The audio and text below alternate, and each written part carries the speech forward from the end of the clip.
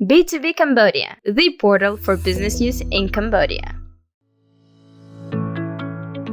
The American Chamber of Commerce in Cambodia organized an event on the kingdom's evolving trust sector at the Hyatt Regency Phnom Penh on January 24, 2024. The event featured a series of presentations by notable figures in the field on topics such as the mid- and long-term view on trusts in Cambodia and the duties and challenges faced by trustees, followed by a panel discussion between all speakers. With the trust market launching, all related legal framework to operate, to supervise trust are in place.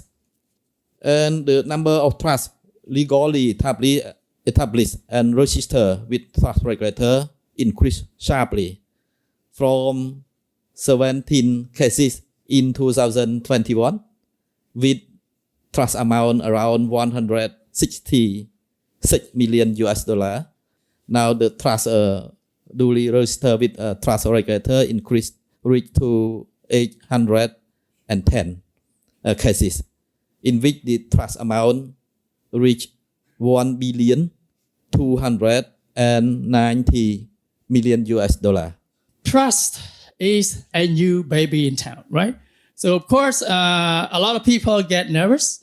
I know that by now, the 1 billion, 1.5 billion you mentioned about, most of those are, I believe, assets owned by foreigners that they have to go through the trust and then they buy something for them. So in that sense, it creates economic diversification that all of you just talked about. But also there are some other good things out of trust arrangement. Professionalism is one of them. For example, in the future, before you hire an attorney, you could say, attorney, I want to make sure that you do your job.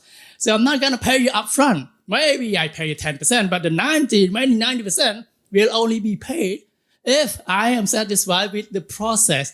We have to remember that this is a common law animal, right? That comes from a common law system, the UK.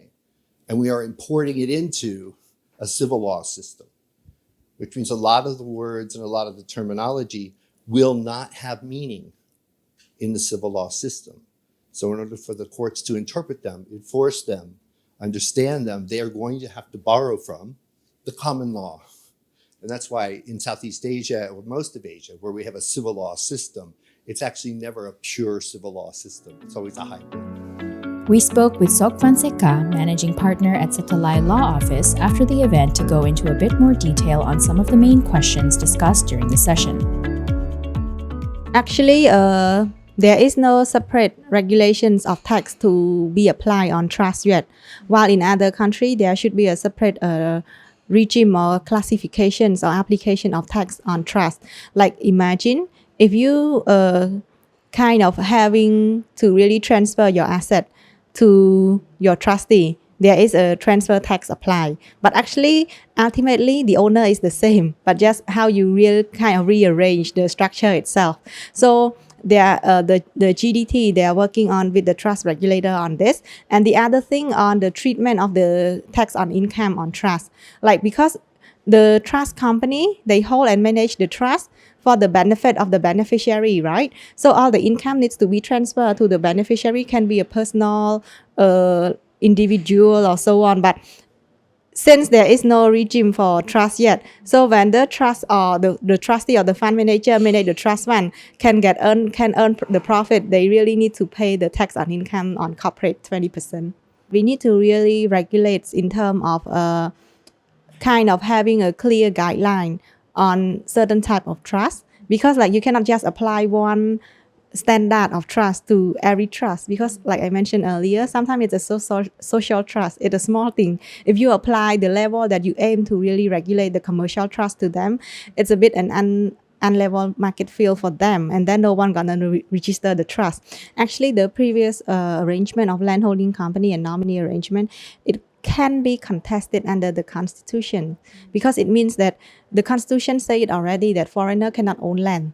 And then the land law also say that if you try to mitigate your way to own land, it is not enforceable. So it means that either the nominee arrangement contract and everything, is it enforceable in court? So this is kind of the big risk that everyone having right now. So moving to trust, it's normalize that. And actually trust, some people, some lawyer, they said, oh, it's against the constitution because you let the foreigner own the land. Actually, it's not. It's just you let the foreigner own the investment in the land.